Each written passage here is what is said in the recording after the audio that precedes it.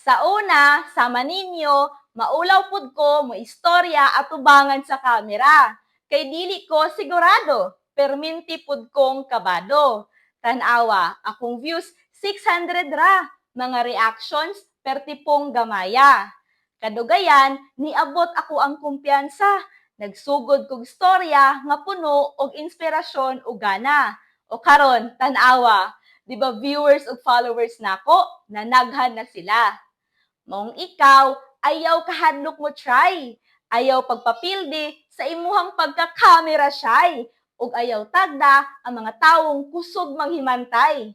Gawas sa imuhang comfort zone, kay basin og diha kanila tangkilikon. I-improve imuhang talento ug ipakita sa tibuok nasyon.